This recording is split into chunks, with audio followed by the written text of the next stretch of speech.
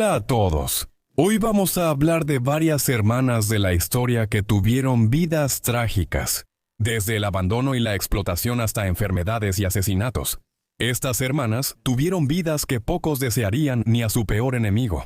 Acompáñenme a descubrir sus historias en nuestro primer relato, viajando a Estados Unidos en la década de 1850. Millie y Christine McCoy nacieron el 11 de julio de 1851 en una plantación cerca de Whiteville, Carolina del Norte. Nacieron esclavizados, pues sus padres, Jacob y Monemia McCoy, eran propiedad de Alexander McKay, de quien tomaron el apellido. En ese momento, la libertad seguía a más de 10 años y una guerra civil brutal de distancia. Al nacer pesaron juntos 17 libras y sorprendieron a todos. Bueno, Millie y Christine eran gemelas siamesas unidas por la espalda y columna a través de cartílago, compartiendo algunos órganos vitales. Las gemelas nacieron en una familia numerosa, ya que sus padres ya tenían otros 7 hijos, 5 niños y 2 niñas. A diferencia de Millie y Christine, sus hermanos no tenían rasgos físicos inusuales.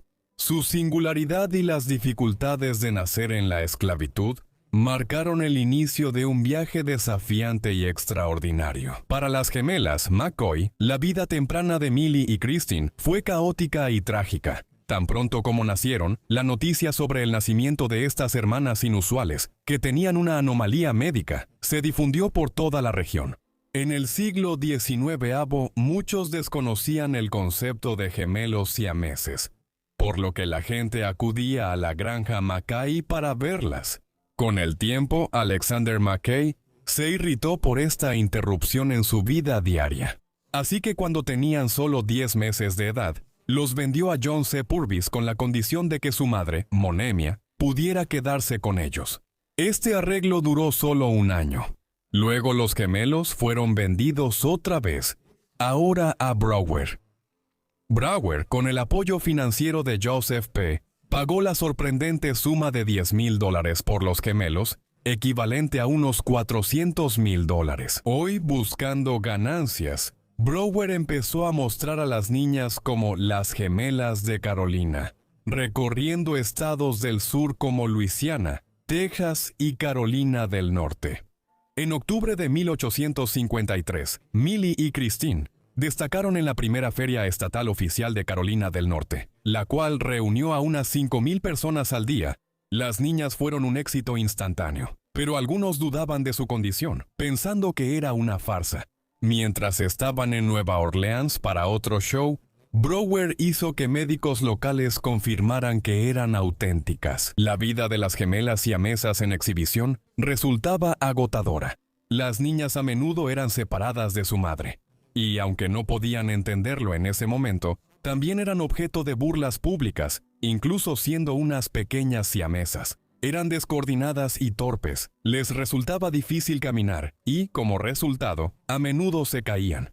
Con el tiempo, desarrollaron una forma única de caminar de lado, que se volvió un encantador baile que deleitaba al público. Fue un raro momento de alegría en vidas marcadas por la dificultad y explotación. Durante su gira en Nueva Orleans, Brower recibió una oferta de $45,000 por las gemelas, mucho más de lo pagado originalmente. Pagado, para ponerlo en perspectiva, hoy serían más de $18 millones. Aceptó entusiasmado, pero el trato era demasiado bueno para ser cierto. Brower había sido estafado, y Millie y Christine se habían ido, robadas por el supuesto comprador. Las gemelas desaparecieron de la vista del público hasta 1854, cuando reaparecieron en un museo en Filadelfia. En ese periodo hubo fuertes disputas por su propiedad. Brower, José P. Smith y Alejandro McKay, quien lamentaba vender a las gemelas por poco, reclamaron su propiedad. Mientras tanto, su madre Monemia luchó por recuperar a sus hijas. La estafa dejó a Brower en la ruina y fuera del panorama. Smith se volvió dueño legal de las gemelas y no escatimó en recuperarlas, contratando a un investigador privado para hallar a Millie y Christine. Mientras tanto, sus secuestradores se mudaron al norte y exhibieron a las gemelas en el famoso Museo Americano de P.T. Barnum en Manhattan. Las gemelas aparecieron en Canadá y luego fueron llevadas a Liverpool, Inglaterra. Para entonces, Millie y Christine ya habían pasado la mayor parte de su juventud lejos de casa y familia. En 1857, tras 3 años de intensa búsqueda, el investigador privado finalmente las halló en Inglaterra. Su madre, Monemia, y su esclavista, Joseph P. Smith, viajaron a Liverpool para recuperarlas al fin. En Birmingham, las gemelas, que ahora tenían alrededor de 5 años y medio, se reunieron con su madre. Fue un momento agridulce. Millie y Christine pasaron casi toda su vida en manos de secuestradores, explotadas como curiosidades para obtener ganancias. Sin embargo, incluso después de ser rescatadas, su vida no cambió mucho. Fueron puestas a trabajar de inmediato, exhibidas otra vez ante el público, primero en el Reino Unido y luego en Estados Unidos, continuando sus vidas como espectáculo para entretener a otros. Así transcurrió la vida de Millie y Christine al crecer. Uno se pregunta qué pensaban de su situación. Pero en 1860 todo cambió cuando Abraham Lincoln ganó las elecciones presidenciales de Estados Unidos ese año. Pocas semanas después, Carolina del Sur se separó de la Unión y pronto la siguieron varios estados del sur, como Carolina del Norte, el estado natal de Millie y Christine. A inicios de 1861, la nación cayó en caos y comenzó la Guerra Civil estadounidense. Las chicas ya vivían de nuevo en Carolina del Norte, alternando entre las casas de los Smith, tiempo que pasaban con sus padres biológicos y de gira por el sur. La Guerra Civil limitó los movimientos de las gemelas, pero permitió su educación, aunque fueran esclavistas. Se dice que los Smith trataron bien a Millie y Christine. La esposa de Joseph rompió la ley al enseñarles a leer y escribir, un acto audaz en esa época. Millie y Christine también aprendieron a hablar varios idiomas e incluso recibieron formación profesional en canto, lo que más tarde definiría sus carreras. Joseph Smith falleció durante la guerra, dejando una herencia que incluía a más de 30 esclavos. Tras su muerte, Millie y Christine siguieron esclavizadas con los Smith, pero al terminar la Guerra Civil, obtuvieron su libertad. Las gemelas, junto con sus padres, hermanos y muchísimas otras personas en el sur, fueron liberadas cuando la esclavitud fue finalmente abolida en Estados Unidos al terminar la guerra. Al llegar a la adolescencia, Millie y Christine retomaron las giras con más autonomía que antes. En esa época, los circos y los llamados espectáculos de rarezas estaban en su apogeo. P.T. Barnum y otros empresarios exhibían personas con anomalías médicas, como gigantes, enanos, mujeres barbudas y quienes tenían extremidades extra. Antes de la televisión y la radio, la curiosidad solía superar la simpatía hacia quienes tenían esas condiciones. Las multitudes llenaban los circos y ferias locales al llegar al pueblo.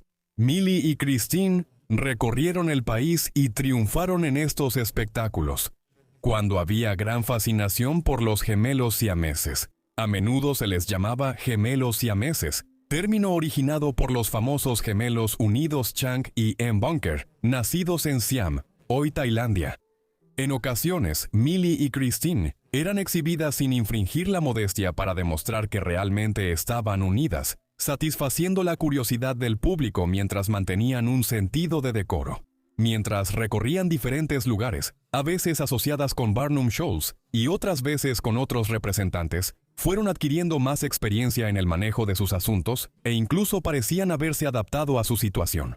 Ellas escribieron memorias a fines de los 1860, usando el lema «Como Dios lo dispuso». Estuvimos de acuerdo, lo que indicaba una aceptación de su inusual situación médica y una determinación de sacar el mejor provecho de ella. Poco después volvieron a Europa y, como otros artistas circenses famosos, conocieron a la reina Victoria. Destacaban los duetos del espectáculo, donde las hermanas cantaban juntas o se alternaban, Cristina una estrofa y Emilia el coro, o al revés.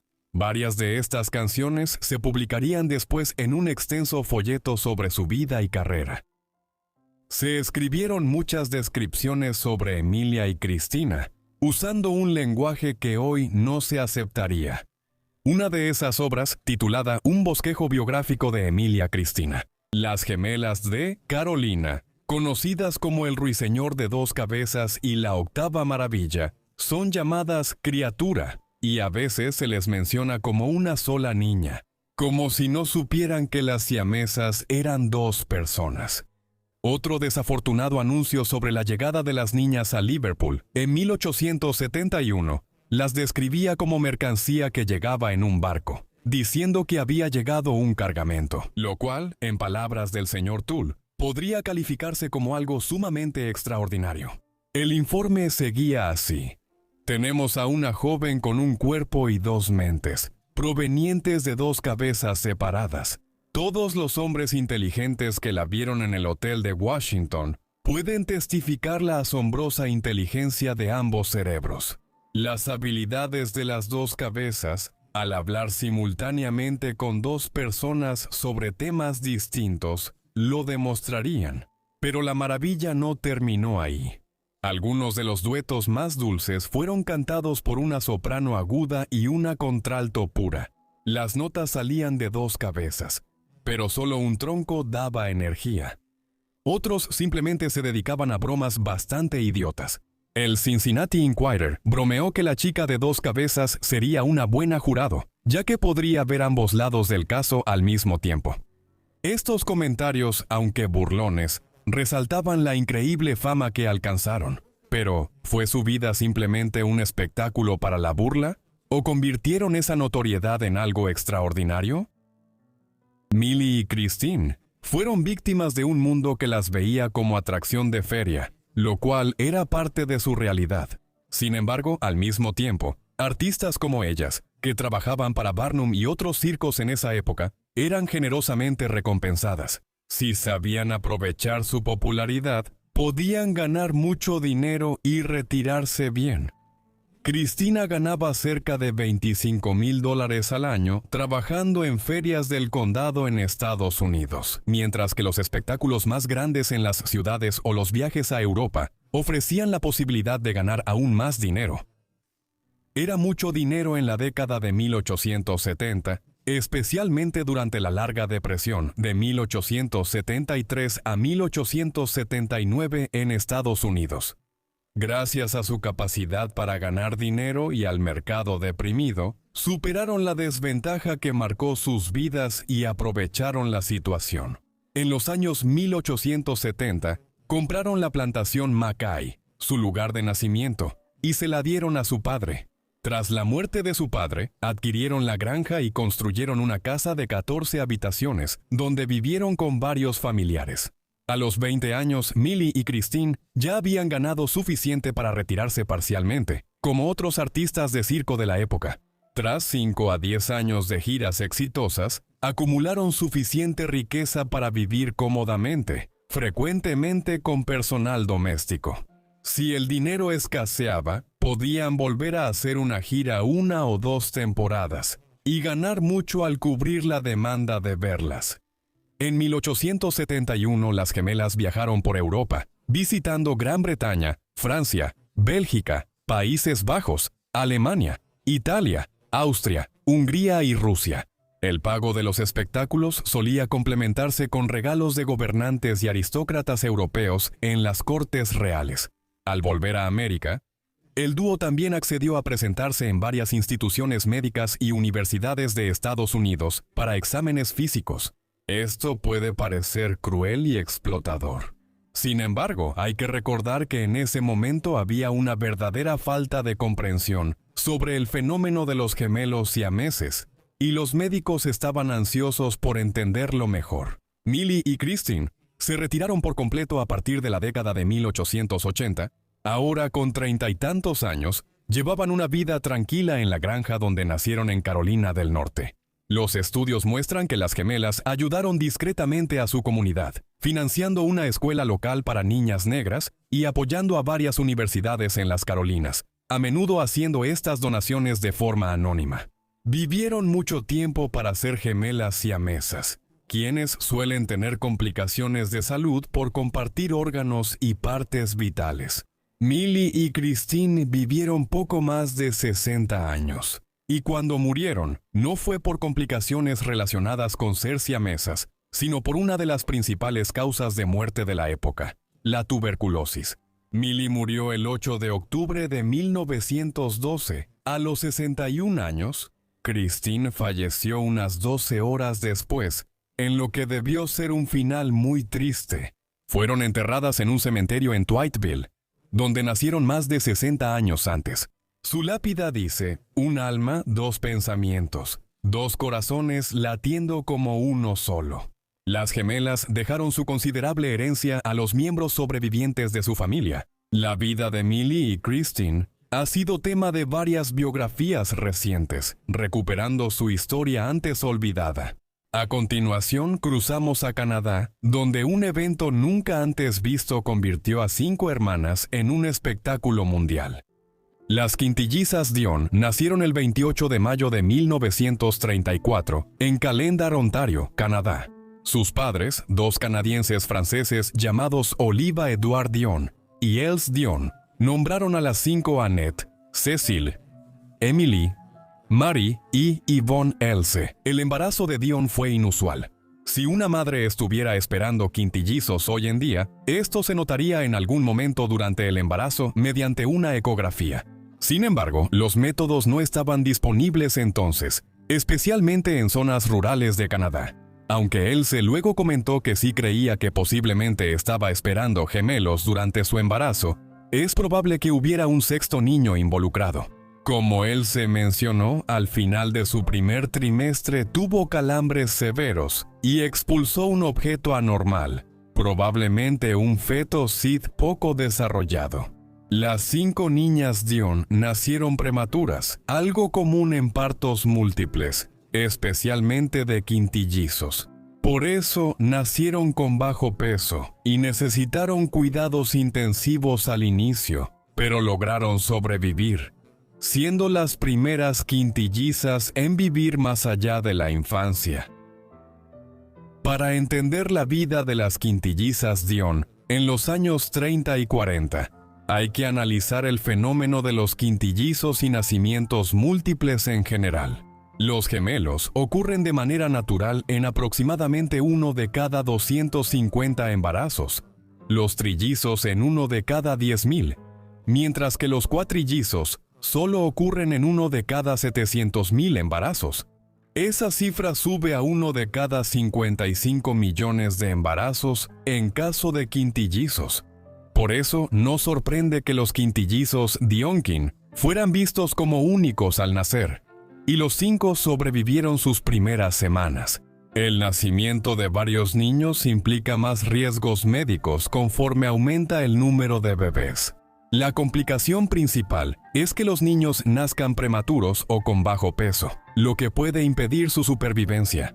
Los nacimientos sin vida son mucho más comunes en los embarazos múltiples. Además, estos riesgos médicos no terminan al nacer. Existe toda una serie de enfermedades que pueden afectar a los niños nacidos de embarazos múltiples en los primeros años de la adultez. Los cuatrillizos Jenian, nacidos en el medio oeste de Estados Unidos. En 1930, pocos años antes de los quintillizos Dion, desarrollaron esquizofrenia. La parálisis cerebral es más común en niños de embarazos múltiples. Con estos factores de riesgo, no sorprende que gemelos y trillizos tuvieran baja supervivencia antes de la revolución médica de los siglos XVII al XIX. La supervivencia de cuatrillizos y quintillizos era inaudita. Los cuatrillizos Gary, nacidos en Suiza en 1880, fueron el primer grupo de cuatrillizos que sobrevivió al nacimiento, la infancia y la niñez. Los Dionis fueron el primer caso registrado de quintillizos que sobrevivieron. Esto los lanzó al ojo público y los hizo famosos desde su nacimiento. Los quintillizos Dion llamaron la atención de los medios en Canadá y Estados Unidos, y su nacimiento generó una disputa legal pocos días después.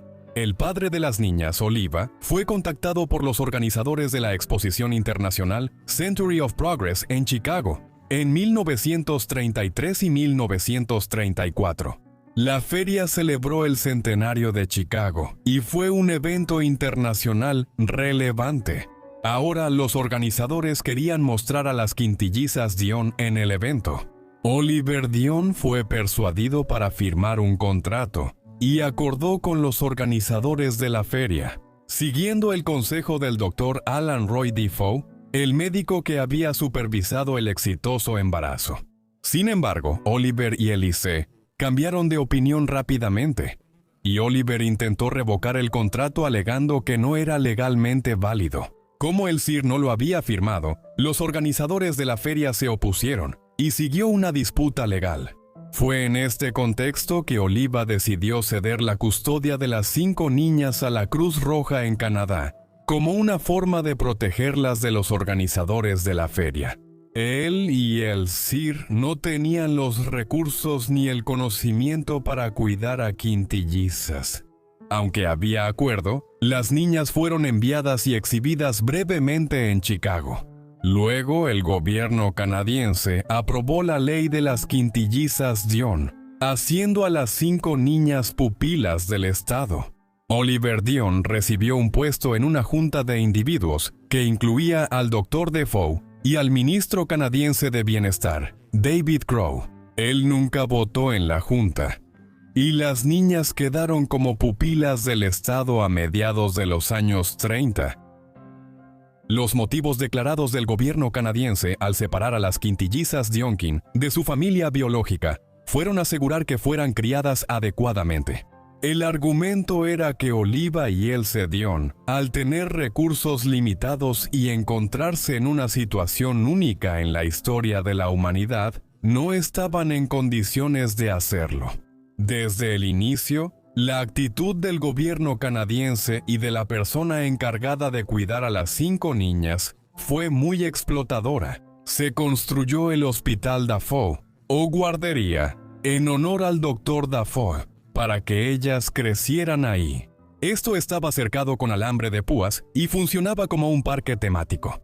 Las niñas vivían aquí, rodeadas por una gran cantidad de personal, y miles de visitantes llegaban cada día para verlas. Cuando el hospital abrió para visitas en 1936, los visitantes entraron rápidamente para ser los primeros en ver a las quintillizas Dion. Esto se hacía en una sala donde las niñas eran observadas tras un panel de vidrio. En 7 años, unas 3 millones de personas visitaron a las Dion, con hasta 6,000 en un solo día. Esto se volvió un gran negocio para el gobierno canadiense, cobrando por entrar al hospital. Y como resultado, lo que llegó a conocerse como Queensland, eventualmente generó más de $50 millones en tarifas de entrada. En su apogeo, Queensland solo fue superado en Norteamérica como destino turístico por las cataratas del Niágara y Gettysburg, donde tuvo lugar la batalla más decisiva de la Guerra Civil estadounidense en 1863 en Indianapolis. Además, individuos como el Dr. Dafoe se beneficiaron enormemente. Él aprovechó su posición para convertirse en uno de los médicos más famosos del mundo. Escribió libros que promovían productos médicos y alimenticios como Colgate, Quaker, Al's y Lysol, y apareciendo frecuentemente en la radio y en el medio en crecimiento de la televisión. Con el tiempo surgieron preocupaciones por la explotación infantil. Oliver Dion también decidió liberar a sus hijos, pero esto no debe verse como algo totalmente bien intencionado. Los padres de las niñas podían explotar a sus hijas por dinero, igual que el gobierno canadiense y el Dr. Dafoe. Pero las demandas de Oliva y Elsa Dion no podían ignorarse. Y después de una gran campaña de presión, a principios de la década de 1940, la custodia de las niñas fue devuelta a sus padres en 1942. El gobierno canadiense creó un gran fondo fiduciario para las quintillizas al tomar su custodia en los años 30. Esto creció mucho gracias a las regalías de Queensland y otras actividades, sobre todo por la aparición de las niñas en películas entre 1900. 1936 y 1938. Con el dinero del fondo fiduciario, se construyó una gran mansión de 20 habitaciones para la familia Dion, a la que se mudaron en 1943 el año 6. La vida familiar en la gran casa fue difícil. Las quintillizas tenían otros hermanos. Incluían 5 hijos mayores nacidos de 1926 a 1933 y 3 menores, nacidos de 1936 a 1946. Sin embargo, tras casi 10 años separados de su familia, el quinteto había generado distancia con los demás Dionis. Además, como descubrirían después, el resto de la familia vivía una vida lujosa, gracias al fondo fiduciario de las niñas. Para empeorar las cosas, hubo acusaciones de que Oliva Dion, su padre, las abusó sexualmente a mediados y finales de los años 40 y principios de los 50. Las 5 hermanas dejaron su hogar de la infancia cuando cumplieron 18 años. Ellas culpaban a sus padres por gran parte de lo que había ocurrido en sus primeros años. Gran parte de la culpa fue del autoritarismo del gobierno canadiense y la explotación de las quintillizas. No sorprende que las 5 chicas mantuvieran poco contacto con Oliva y Else Dion después. Tras independizarse de sus padres, de 5 quedaron 4. Emily decidió convertirse en monja una vez que llegó a la adultez. Sus primeros meses en el convento de Santa Águeda de Mont, en Quebec, como postulante, estuvieron marcados por varias enfermedades, sobre todo convulsiones. El 6 de agosto de 1954, una de estas fue tan grave que murió asfixiada durante el episodio. Tenía 20 años al morir. Solo otra de las 5 hermanas, María, falleció joven. El 27 de febrero de 1970, a los 35 años, Las Reinas falleció en Montreal por un coágulo cerebral. Yvonne, Cecilia y Aneta no supieron de ella por días y llamaron a la policía para investigar. La encontraron muerta en la cama de su departamento. Yvonne, Cecilia y Aneta vivieron muchos años más. Yvonne tuvo una carrera variada después, trabajando como enfermera, escultora y bibliotecaria. Nunca se casó ni tuvo hijos. Aneta se casó y tuvo 3 hijos, mientras que Cecilia también se casó y tuvo 5 hijos, incluyendo un par de gemelos. Aneta y Cecilia terminaron divorciadas de ambos matrimonios. Por sus años traumáticos, las Dionis tienen problemas de confianza y dificultades para formar relaciones duraderas fuera de su grupo. Después de estas rupturas matrimoniales, las 3 terminaron viviendo juntas en una casa en Montreal para la década de 1990. Aquí exigieron justicia por el maltrato en sus primeros años y demandaron exitosamente al gobierno de Ontario en 1998. El año anterior, le habían escrito a Kenny y Bobby McCoy, los padres del primer grupo de septillizos conocidos que sobrevivieron, aconsejándoles que limitaran el escrutinio de los medios y la intervención en sus vidas y en la de sus 7 nuevos hijos. Yvonne murió el 23 de junio de 2001 en un hospital de Montreal. Tenía 67 años y días antes de fallecer se sometió a una cirugía por cáncer. Tanto Annette como Cecilia siguen vivas hoy en día y fueron entrevistadas juntas con motivo de su cumpleaños número 87 a finales de mayo de 2021. El legado de las hermanas es curioso, pues han inspirado películas, programas de televisión, libros e incluso un sketch de los 3 chiflados. La mayoría son de las décadas de 1930 y 1940, cuando estaban en su apogeo. En 2018, el nacimiento de las quintillizas fue reconocido como evento histórico nacional en Canadá. Pero es un legado mixto, dado que las Dionis fueron efectivamente maltratadas y explotadas por quienes fueron designados para cuidarlas durante su infancia. Nuestra tercera historia es sobre la alta sociedad británica, donde la realeza no protegió a 2 hermanas de la traición.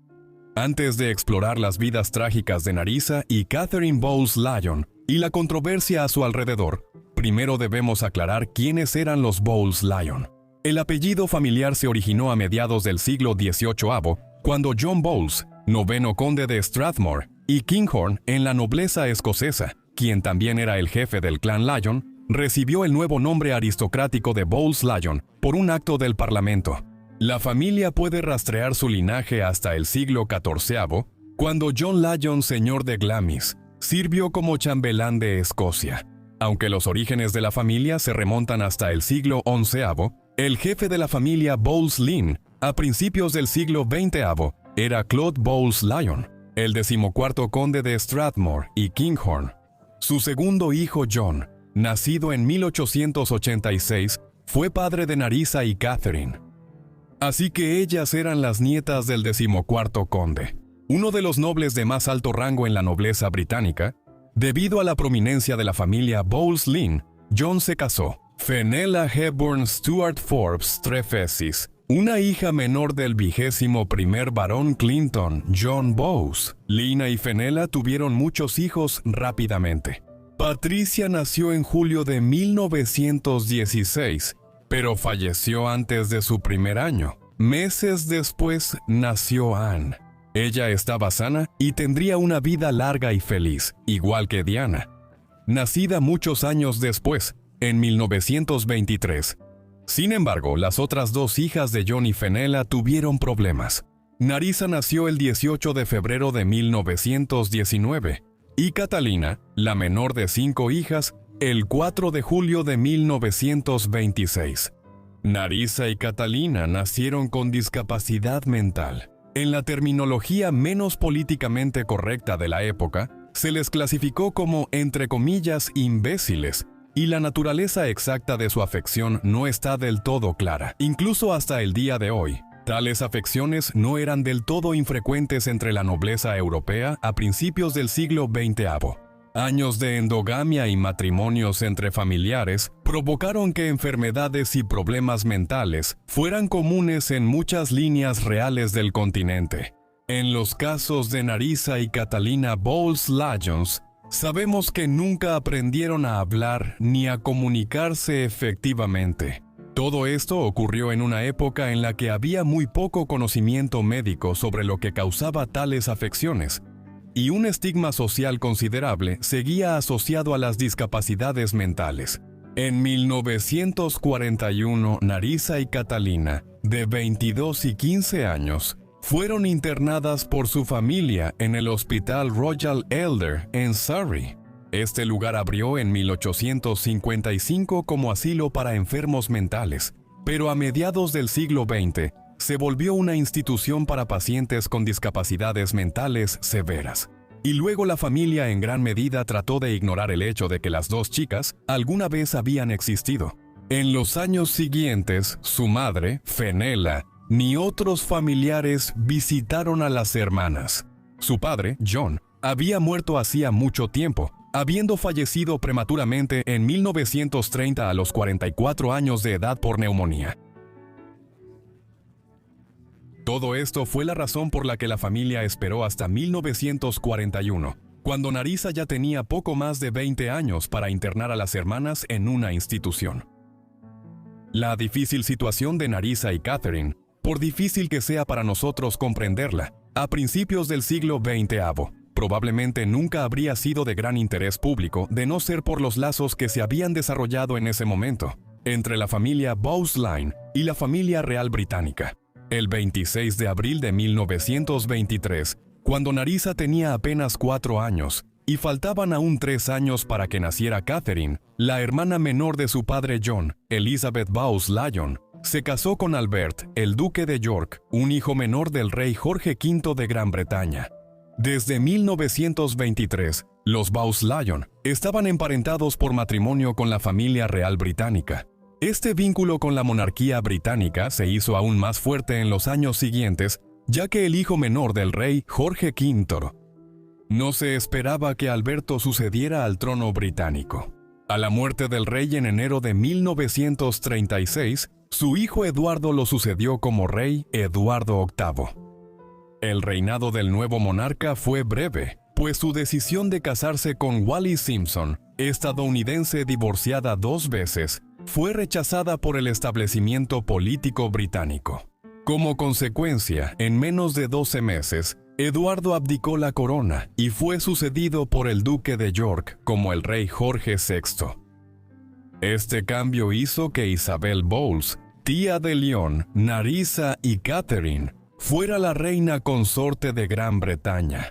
Además, en abril de 1926, solo unas semanas antes de que naciera Catherine Bowles Lyon, Isabel había dado a luz a una hija llamada Isabel, en honor a su madre. Esta era la futura reina Isabel II de Gran Bretaña, prima hermana de Nerissa y Catherine. Las tres jóvenes compartían abuelos: Claude Bowles Lyon, 14º conde de Strathmore y Kinghorn, y Cecilia Bowles Lyon, cerca de Cavendish Bentinck. Con los años, Nerissa y Catalina siguieron viviendo en el Hospital Royal Earlswood, casi ignoradas por su familia. Poco más de una década después de que ingresaron al hospital en Surrey, el esposo de su tía, el rey Jorge VI, murió prematuramente debido a un problema de salud familiar generalizado causado por el tabaquismo en cadena. La reina Isabel II, prima hermana de Nerissa y Catalina, la sucedió. Gobernaría Gran Bretaña durante 70 años, siendo la segunda soberana con el reinado más largo en la historia internacional. Gran parte de la controversia que rodea a Nerissa y Catalina se centra en la edición de 1963 de Burke's Peerage. Burke's Peerage es un estudio genealógico anual que detalla a todos los miembros de la nobleza británica e irlandesa, sus antepasados y miembros actuales, incluidos los de la familia real, duques, condes, baronets, barones y otras familias terratenientes con títulos. Fue publicado por primera vez en 1826 por un genealogista irlandés, John Burke, en una época en la que Irlanda todavía estaba completamente gobernada por Gran Bretaña. Hasta el siglo XX, la nobleza se publicaba cada año, y los nobles británicos e irlandeses recibían formularios para actualizar datos genealógicos de sus familias. En 1963, cuando la familia Bowles-Lynn recibió su formulario, la madre de Nerissa y Catherine, Fenella, lo llenó de manera controvertida. Registró a Nerissa como fallecida en 1940 y a Catherine en 1961. Esto a pesar de que sus dos hijas seguían vivas y residían en el Hospital Earlswood. La familia pudo ser engañada para creer que sus dos hijas murieron, considerando que siguen pagando 125 libras anuales a Earlswood por su manutención ahí. En ese momento no se le dio importancia. En 1986 se descubrió que las niñas fueron registradas como muertas en 1963, aunque seguían vivas. En un intento de explicar esto, el sobrino de Fenella declaró que su tía, quien había fallecido en el periodo intermedio, era una persona vaga y que esto habría sido bastante típico de ella. Llenar incorrectamente un formulario como el de la nobleza de Burke difícilmente es una explicación satisfactoria. Vainilla dio fechas exactas en las que supuestamente murieron sus hijas, y ella estaba claramente tratando de encubrir el hecho de que la familia las había internado en Earlswood y luego intentó actuar como si no existieran. Nerissa y Catalina vivieron décadas en Earlswood. Nerissa murió en 1986 a los 66 años, 45 años después de su primer ingreso al hospital.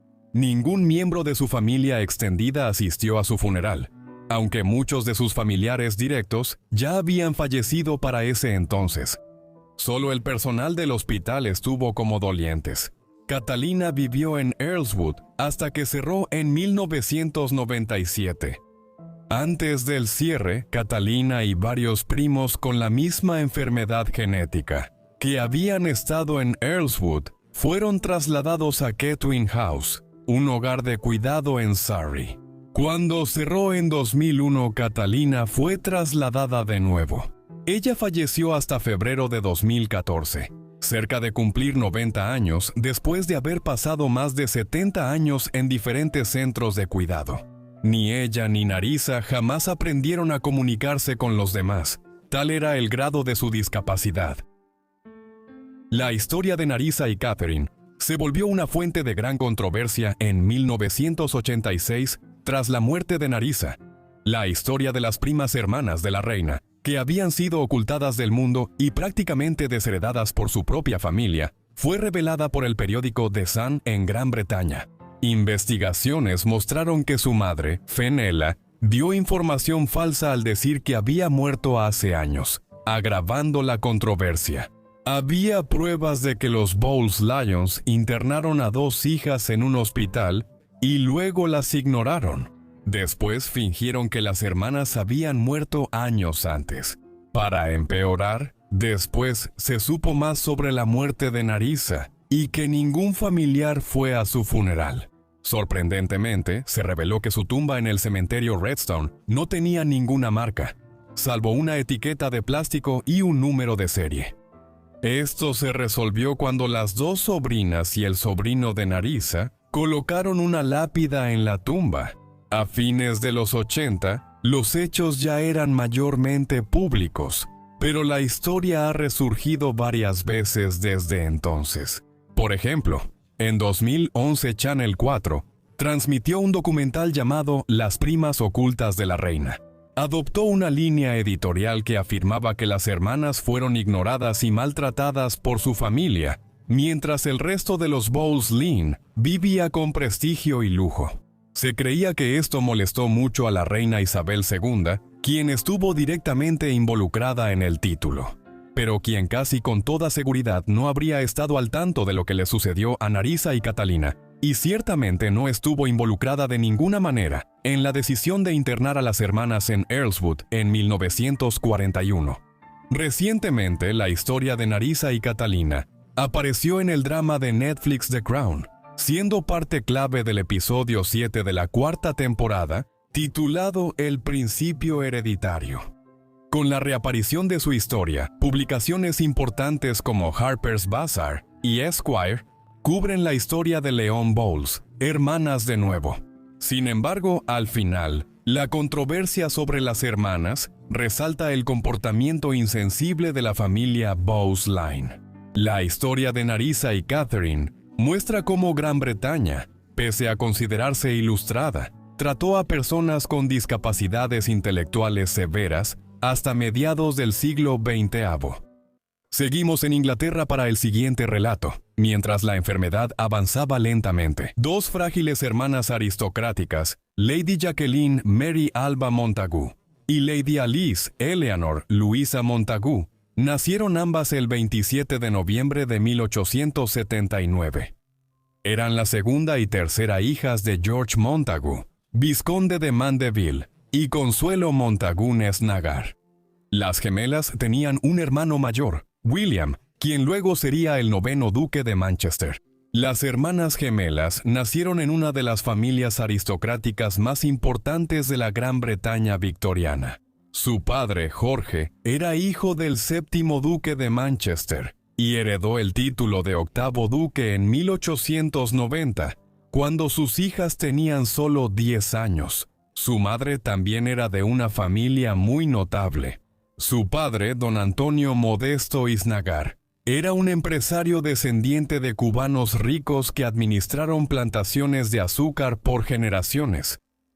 Sin embargo, cambiaron sus intereses comerciales y políticos a los Estados Unidos cuando el Imperio Español en América colapsó en la primera mitad del siglo XIX. Consuelo posteriormente se convirtió en uno de los primeros ejemplos de lo que normalmente se conoce como princesas del dólar o herederas del dólar. Las hijas de empresarios estadounidenses ricos se casaban con hijos de nobles británicos. Así, las familias estadounidenses ganaban estatus social y los aristócratas británicos recibían grandes sumas de dinero. En una época en la que muchos duques, condes y lores estaban luchando con deudas que habían acumulado por vivir una vida de lujos durante años. Así, Jacqueline, Mary y Alice Eleanor, o May y Nell, como las llamaba su familia, nacieron de un matrimonio de conveniencia entre una madre cubano-estadounidense y un padre aristócrata británico. Las infancias de May y Nell fueron caóticas para niñas aristócratas en la Gran Bretaña victoriana. Desde temprano vivieron entre las propiedades inglesas de la familia Montagu, pasando tiempo tanto en Londres como en el castillo de Kimbolton en Cambridgeshire. Esta casa de campo fue la residencia principal de la familia Montagu, y un castillo con una rica historia desde el siglo XVI. La reina Catalina de Aragón pasó sus últimos años aquí tras divorciarse del rey Enrique VIII. Sin embargo, sus vidas cambiaron drásticamente cuando tenían solo 4 años, cuando su abuelo, el séptimo duque de Manchester, exilió a su hijo y a su familia a Irlanda. Aquí vivieron en la finca del castillo de Tantridge, ubicado en el condado de Armagh, en el sur de Ulster. Esto ocurrió por el estilo de vida imprudente de su padre en Londres, quien gastó rápidamente por su afición a la bebida y el juego la gran mayoría de la dote de $6 millones que Consuelo había traído al matrimonio. Para poner en perspectiva, este dinero que gastó en pocos años equivale hoy a más de $170 millones. Hoy uno se pregunta qué sintieron las dos chicas al vivir en un país donde familias como los Montagu eran vistos como señores extranjeros que suplantaron a la población irlandesa católica romana, y donde notarían cada vez más la frustración entre su madre y su padre, cuyo matrimonio no era feliz. En 1890, tras la muerte de su abuelo, las hermanas gemelas y su familia regresaron definitivamente a Inglaterra, y con sus padres asumiendo el título de duque y duquesa de Manchester en Kimbolton, su relación con ellos habría sido extrañamente distante. El duque y la duquesa pasaban más tiempo entre Kimbolton y Londres, y su madre participaba en varias actividades benéficas. Y May y Nell, cada vez más cuidadas por enfermeras, tutores y otros miembros del personal doméstico. Fue durante este periodo que se hizo evidente que Nell estaba enferma de lo que en ese entonces se llamaba tisis, pero que hoy conocemos como tuberculosis. Conocida a finales del siglo XIX como la muerte blanca, se había convertido en una de las enfermedades más letales en el mundo occidental en ese entonces, habiendo surgido lentamente desde el siglo XVII para reemplazar a la viruela como el cáncer de su época. La enfermedad respiratoria afecta primero los pulmones, antes de que el colapso respiratorio cause desgaste muscular y corporal. Por eso se llama consunción, como si el cuerpo se consumiera poco a poco. Cuando se supo que Nell sufría esto, casi el 25% de las muertes prematuras en países como Gran Bretaña eran por tuberculosis. Esta enfermedad infecciosa es causada por bacterias y se transmite de una persona a otra por el aire. Cuando las personas que tienen tuberculosis activa en los pulmones tosen, escupen, hablan o estornudan. Se cree generalmente que May también estaba sufriendo de tuberculosis, así que pudo habérsela contagiado de su hermana, aunque nunca sería diagnosticada oficialmente con la enfermedad. Nell y May pudieron tener tos crónica con sangre, fiebre, sudores nocturnos y pérdida de peso. La tuberculosis también puede infectar otros órganos, y esto puede causar una variedad de síntomas. Las gemelas celebraron su cumpleaños número 15 en noviembre de 1894. Para entonces eran, citando a Sir Shane Leslie, las chicas más bellas y delicadas que uno pueda imaginar. Lamentablemente, no celebrarían juntas su cumpleaños 16. El 15 de marzo de 1895, May murió. No se había confirmado oficialmente que tuviera tuberculosis, así que la causa de su muerte sigue sin confirmarse, aunque se asume que fue tuberculosis. Algunos relatos dicen que la razón de su fallecimiento fue malaria, aunque esto no está nada claro. Si hubo una razón por la que se sospechó que May murió de malaria, fue porque la familia estaba de vacaciones en Italia en ese momento. Antes de los vuelos en avión, la gente casi no salía de su clima habitual. Algo difícil de imaginar hoy. Era algo común que las personas del norte de Europa se enfermaran de malaria si viajaban al Mediterráneo. Así que no es imposible que May haya muerto por esto, aunque la tuberculosis sigue siendo la causa de muerte más probable. La muerte de May provocó un distanciamiento entre su madre y su antigua amiga Alva Smith Vanderbilt. En el momento de la muerte de May, el esposo de Alba, William Vanderbilt, estaba en el Mediterráneo con los Montague y organizó que el cuerpo de May fuera llevado de regreso a Inglaterra en su yate. Cuando Alba se enteró de esto, sospechó que su esposo y su mejor amiga tenían un romance, así que el incidente se sumó a la tragedia de Consuela en ese momento. Aunque Nell ya tenía tuberculosis, siguió con una vida relativamente normal tras la muerte y funeral de May. En invierno de 1898, debutó en la Sociedad de Londres y Estados Unidos, poco antes de cumplir 19 años. Después de su aparición en eventos en Nueva York ese noviembre, los periódicos se referían a ella como la más admirada de las bellezas de la pasada temporada londinense y como exquisitamente hermosa. Sin embargo, la entrada de Nell en la alta sociedad y su disfrute de la vida normal de una joven serían demasiado breves. Tras su estancia en Nueva York y Estados Unidos, ella y su madre viajaron a St. Moritz, Suiza, ciudad famosa por sus aguas termales curativas durante siglos. Ellas ya estaban aquí en 1898, y Nell viviría ahí gran parte de su vida. Los informes de la época contrastan su desafortunada mala salud con su gran belleza, destacando su brillante cabello castaño dorado y su alegría general por la vida. Para entonces, su salud se deterioraba rápidamente. En primavera y verano, su madre contrató varios médicos, quienes recomendaron reposo, y que debía permanecer en un clima seco y no regresar a las condiciones más húmedas de Inglaterra. Sin embargo, las cosas no mejoraron. Para 1900 era evidente que ella se estaba muriendo. En los meses previos a su muerte, familiares y amigos fueron a visitarla a los retiros alpinos donde había estado viviendo, para darle su último adiós. Nell falleció el 10 de enero de 1900 a los 20 años. Su muerte fue ampliamente reportada, y medios como The New York Times y The Times difundieron la noticia al día siguiente. Tan lejos como en Nueva Zelanda, su vida y muerte pronto fueron reportadas. Un pasaje relevante del Otago Daily Times da una idea de la profundidad del dolor por su fallecimiento, especialmente porque ocurrió poco después de la muerte de su hermana gemela. Muchas personas que nunca en su vida vieron a la difunta dama, Alicia Montagu, sintió pesar y tristeza al recibir la noticia inesperada de su muerte repentina en Davos Platz. Uno se había familiarizado tanto con su hermoso rostro por verlo en fotos o revistas ilustradas, que siempre parecía como una amiga personal. La señora Alicia fue una de las chicas más hermosas que Londres ha visto en mucho tiempo. Un largo día.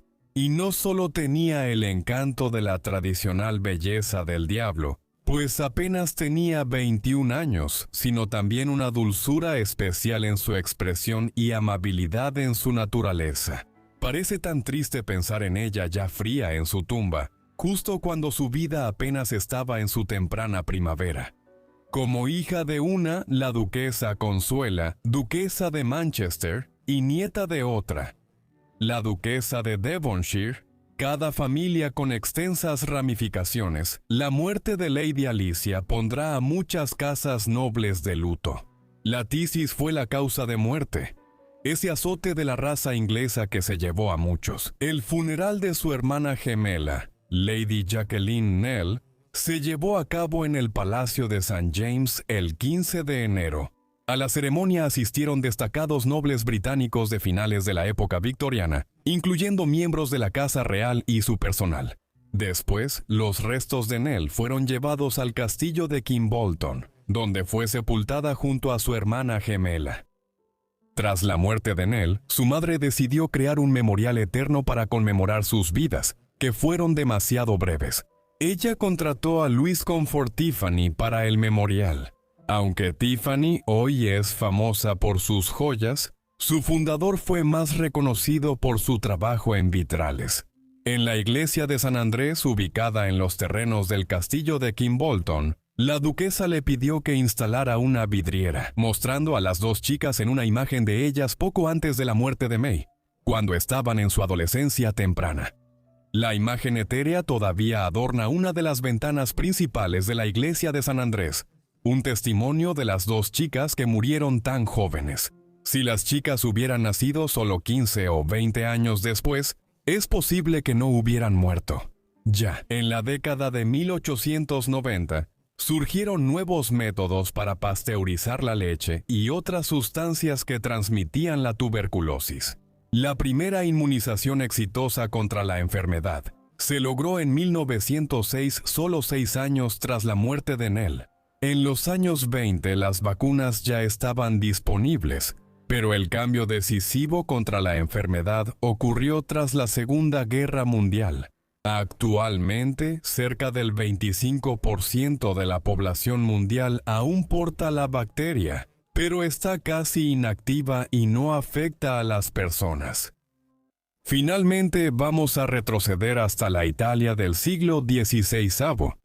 Antes de adentrarnos en la historia de las chicas Medici, necesitamos mirar hacia atrás a Cosimo de Medici y la infame familia de la que provenía. Nacido en junio de 1519 en Florencia, pero criado principalmente en las tierras rurales familiares del Valle de Mugello, Cosimo pertenecía a una dinastía que apenas había recuperado el poder recientemente. Los Medici fueron expulsados de Florencia en 1494.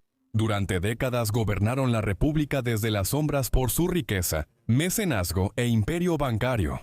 A inicios de 1510, por cambios políticos en las guerras italianas, recuperaron el poder.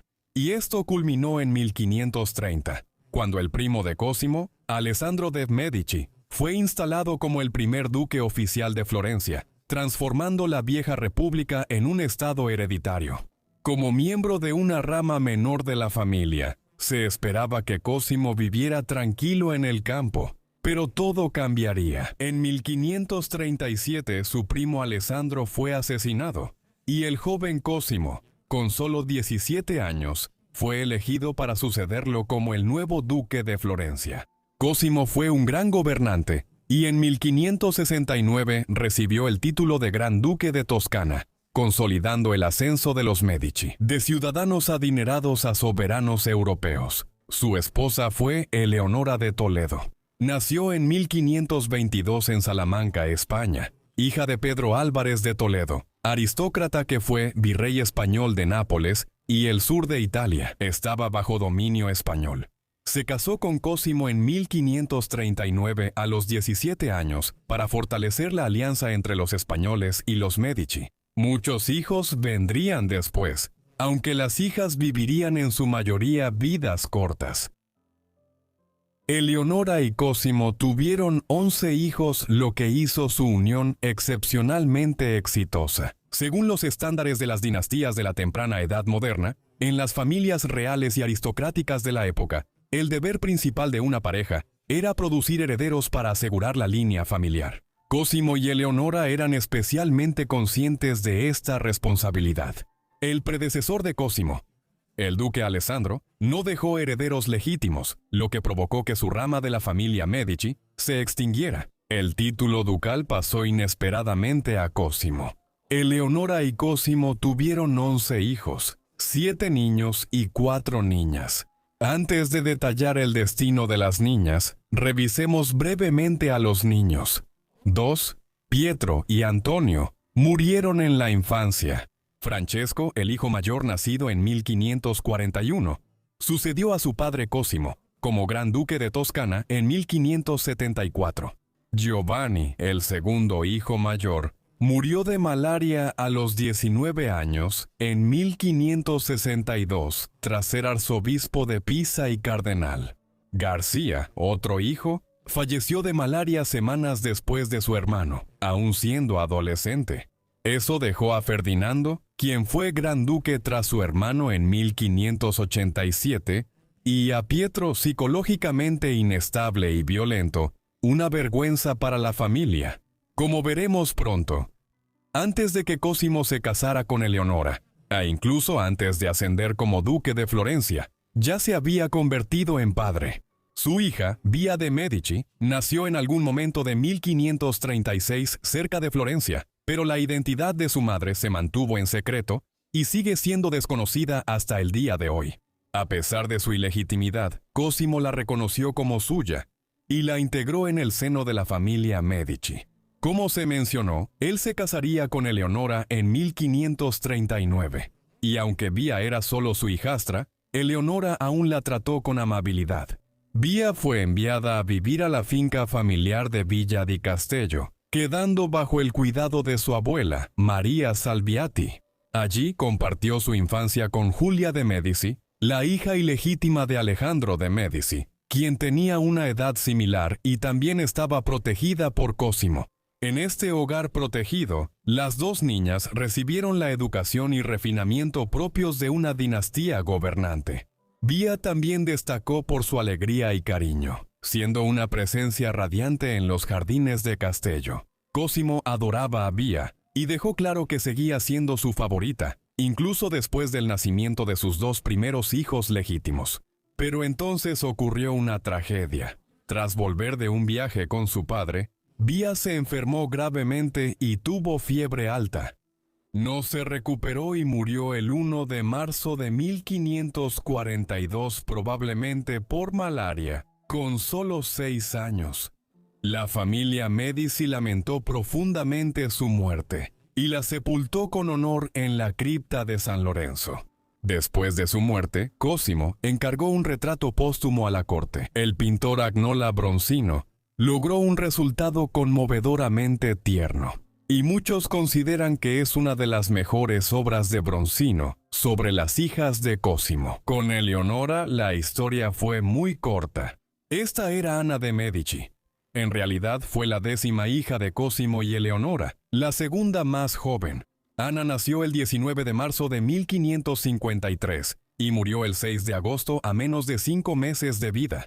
Prácticamente no hay detalles sobre su vida. Incluso se desconocen las circunstancias exactas en las que murió.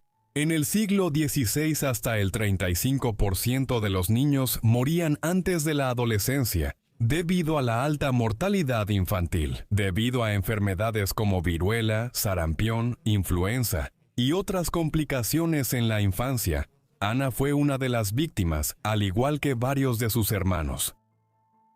Las otras trágicas chicas Medici vivieron vidas considerablemente más largas que Ana y Bea, aunque ninguna de ellas llegó a una edad avanzada tampoco. La mayor de las tres fue María de Medici. Ella fue la primera de los 11 hijos de Cosme y Leonora. Ella nació el 3 de abril de 1540, un año después del matrimonio de sus padres. Mientras crecía, casi cada año tenía un nuevo hermano. En la guardería Medici en la Villa Medici en Florencia, uno de los personajes más peculiares de la guardería era Morganti, el bufón de la corte, quien entretenía a los niños con un búho que siempre estaba a su lado. Era un ambiente familiar cálido. Cosimo y Eleonora realmente amaban a sus hijos, según todos los relatos, y se interesaban mucho en su crianza. Algo que no se puede decir de todas las familias reales y aristocráticas de la Europa de la temprana edad moderna. Muchos infantes reales crecían en hogares separados y apenas veían a sus padres, aunque fueran afectuosos. Cosimo y Eleonora entendían perfectamente que sus hijos también cumplían un propósito político. En una Italia envuelta en la rivalidad entre España y Francia, asegurar alianzas ventajosas era crucial para extender la influencia de los Medici más allá de Florencia, en consonancia con la búsqueda de alianzas dinásticas por parte de los Medici. Se encargaron retratos de la joven María cuando apenas tenía 5 años, en una época mucho antes de la fotografía. Estas pinturas servían como presentaciones ante cortes lejanas. Uno de sus retratos fue enviado a París a su prima Catalina de Medici, esposa del futuro rey de Francia, Enrique II. Este gesto muestra que incluso a los 5 años, María ya era considerada para un prestigioso matrimonio francés. Un año después se organizó otro matrimonio. Para entonces María ya era una de las hijas más inteligentes de los Medici. Los escritores de la corte destacaban su intelecto y que enseñaba matemáticas y otras materias a sus hermanos. Cuando María llegó a la adolescencia, Cosimo logró arreglar una alianza matrimonial con Erco II, duque de Ferrara, Módena y Reggio, asegurando su compromiso con su hijo y heredero, Alfonso. Antes de la boda, María enfermó repentinamente, probablemente de malaria, y murió el 19 de noviembre de 1557 a los 17 años. Casi de inmediato, rumores escandalosos se propagaron por Florencia. Una versión decía que Cosimo, al descubrir el romance secreto de María con un joven noble, la apuñaló en un ataque de furia para preservar el honor familiar. La historia fue impactante para los contemporáneos, pero casi con certeza no era más que chismes de la corte, dado el afecto de Cosimo por sus hijos. La muerte de María en 1557 no impidió la alianza matrimonial entre los Medici y los Este, aunque la futura esposa del joven Alfonso simplemente cambió. Ahora se determinó que él se casaría con la hermana menor de María, Lucrecia. Ella nació el 14 de febrero de 1545 en Florencia, como la quinta hija de Cosimo y Eleonora, y su tercera hija mayor. Hablaremos de Isabela, su segunda hija mayor, al final, pues tuvo la vida más larga y polémica. Lucrecia creció junto a su creciente grupo de hermanos en la corte de los de Medici en Florencia, y fue educada de la misma manera que ellos. Su infancia terminó tras la muerte de su hermana mayor, María, en 1557. Aunque Lucrecia tenía solo 12 años en ese momento, su padre no perdió tiempo en hacer un nuevo acuerdo político con el duque, Hércules. Simplemente ocuparía el lugar de María y se casaría con Alfonso en su lugar. Parece sorprendente hoy, pero ni siquiera era el primer compromiso propuesto para Lucrecia. Ya en 1552, cuando tenía solo 7 años, se habían hecho planes para que se casara con Fabio Dal Monte, sobrino del Papa Julio III, jefe de la Iglesia Católica, entre 1550 y 1555. Su muerte en 1555 arruinó la alianza matrimonial con los Del Monte. Lucrecia se casó con Alfonso d'Este en Florencia, el 3 de julio de 1558. Cuando ella tenía solo 13 años, su nuevo esposo tenía 24 años. Luego se presentó una situación extraña. Tras la boda, Alfonso volvió a la corte de su padre en Ferrara, dejando a Lucrecia en Florencia. Luego viajó a Francia para negociar la postura de Ferrara en el Tratado de Cato Cambrasi, acuerdo de 1559, que puso fin a décadas de lucha entre Francia y España por Italia. Lucrecia, mientras tanto, permaneció en un limbo, casada solo de nombre, pero efectivamente abandonada por su esposo en los meses que siguieron. Cosimo escribió al duque Ercole en Ferrara y a su nuevo yerno, preguntándose cuándo Lucrecia se uniría a su esposo en su nueva ciudad. Varias cartas no recibieron respuesta porque la situación en Ferrara se descontrolaba. El duque Ercole enfermó gravemente y murió en octubre de 1559, permitiendo que Alfonso fuera duque, Alfonso II. Lucrecia fue llamada a reunirse con él, y a finales del otoño de 1559, con 14 años, llegó como la nueva duquesa de Ferrara, Módena y Reggio. Poco después, Bronzino pintó un famoso retrato manierista de ella. En el retrato de Bronzino, Lucrecia luce antinaturalmente pálida, un ideal de belleza popular entre las nobles europeas de la época. Quizá también insinúe su frágil salud, pues ya estaba enferma. Para 1560, después de llegar a Ferrara, intentó cumplir con sus deberes públicos, pero su condición empeoró constantemente. Para 1561, sufría fiebres recurrentes y estaba casi siempre confinada a su habitación. Cosimo envió a sus médicos, pero no lograron detener su deterioro. Fiebre, hemorragias nasales, tos intensa y pérdida de peso extrema. Circulaban rumores de envenenamiento en la corte de este. Historiadores modernos descartan estos relatos. La evidencia indica tuberculosis pulmonar. El 21 de abril de 1561, con solo 16 años, Lucrecia murió en Ferrara. Fue sepultada en el mausoleo de la familia Este. Tras la muerte de Lucrecia en 1561 solo, Isabela, hija de Cosimo, seguía viva y llevaba mucho tiempo casada. Isabela nació el 31 de agosto de 1542, y su matrimonio con Paolo Giordano Orsini, futuro duque de Bracciano, fue arreglado en 1553, cuando tenía 11 años. La familia Orsini fue una de las familias aristocráticas más antiguas de Roma. Rastreaban su linaje hasta el Imperio Romano y decían descender de Julio César. Varios familiares fueron papas durante siglos y tuvieron gran influencia en Roma y el centro de Italia. Así, el matrimonio de Isabela con Paolo Giordano en 1558 fue otra unión políticamente ventajosa para los Medici. El matrimonio de Isabela fue inusual desde el inicio. Su esposo era mujeriego y derrochador, por lo que el duque Cosimo decidió que su hija permaneciera en Florencia con su gran dote, incluso tras casarse, hasta que vio pruebas de que Paola no malgastaría el dinero en cuanto lo recibiera. Finalmente, ella fue a Roma, pero allí sufrió varios abortos espontáneos en los años 1560. Tras varios intentos fallidos, tuvo 2 hijos sanos, Francesca en 1571 y Virginio en 1572. Francesca y Virginio vivirían largas vidas hasta bien entrado el siglo XVII, e Isabela habría tenido muchos nietos si hubiera vivido lo suficiente para verlos. Pero no fue así.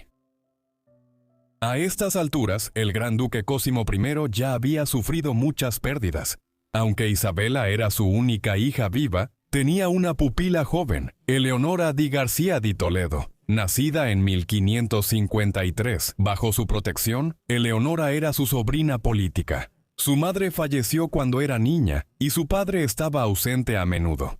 Su tía Eleonora de Toledo, la esposa de Cosimo, la acogió y la crió en la corte Medici como si fuera su propia hija. Sin embargo, en 1562 la tragedia volvió a golpear. Eleonora, esposa de Cosimo, murió de malaria a los 40 años, al igual que sus hijos Giovanni y García. Esta pérdida dejó a la joven Eleonora en una posición difícil, pero incluso después de la muerte de su tía, continuó siendo tratada con calidez y favor en la corte florentina. En abril de 1571, Cosimo concertó el matrimonio de su hijo Pietro, haciendo que Eleonora fuera su protegida y futura nuera. La pareja eran primos hermanos y habían crecido juntos, y Cosimo esperaba que su familiaridad y crianza compartida llevaran a una unión armoniosa. Pero como veremos en breve, estaba gravemente equivocado. Después de la muerte de Leonor de Toledo, Cosimo tomó una amante, Leonor de la Albizzi, con quien tuvo 2 hijos. Una hija que murió antes de ser bautizada, y un hijo, Giovanni, a quien posteriormente legitimó. Giovanni se volvió un comandante militar y diplomático respetado al servicio de los Medici. Cosimo luego inició una relación con Camilla Martelli, y en 1568 nació su hija Virginia. En 1586, Virginia se casó con Cesare d'Este, duque de Módena y Reggio, y juntos tuvieron 10 hijos, 6 varones y 4 mujeres. Con el tiempo, Virginia empezó a mostrar síntomas de una enfermedad mental grave.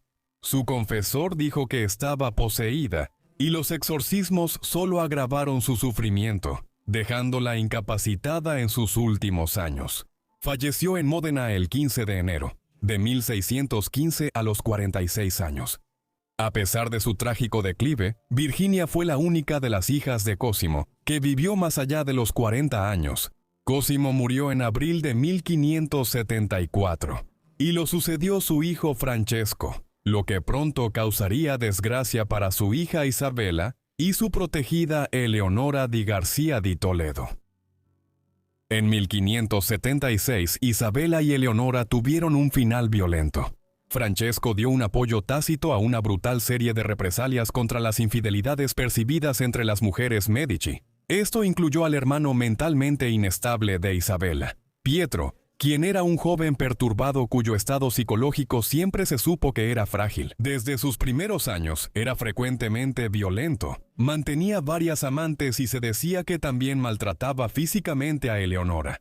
El 10 de julio de 1576, Eleonora fue hallada muerta. Pronto se difundió que pudo ser un ataque al corazón, algo poco probable en una mujer sana de 23 años.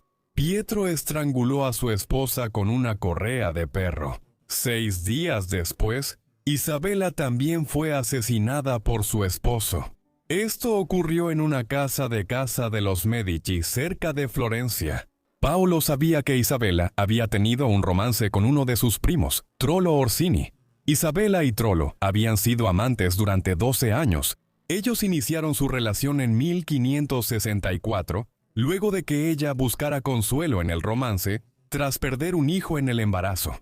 La decisión de Paolo de asesinar a su esposa, posiblemente con ayuda de su cuñado el gran duque Francesco de Medici, parece haber sido motivada porque el romance ya era demasiado público para tolerarlo más. La última de las chicas Medici fue asesinada por su esposo a los 33 años, con aprobación de su hermano, como venganza por adulterio. Fue un final impactante que muestra cómo las chicas Medici eran usadas como piezas políticas para alianzas y luego descartadas violentamente. Un recordatorio de lo dura que era la vida, incluso para mujeres aristocráticas, en la Europa de la Edad Moderna. Gracias por ver el video sobre estas hermanas trágicas. Espero que les haya parecido interesante. Díganme en los comentarios qué les parecieron las vidas y si quieren más videos largos. Espero que hayan pasado una bonita Navidad en familia. No olviden suscribirse y activar notificaciones para recibir mis videos al instante. Eso es todo de mi parte. Nos vemos en la próxima edición de Vidas Olvidadas. Gracias.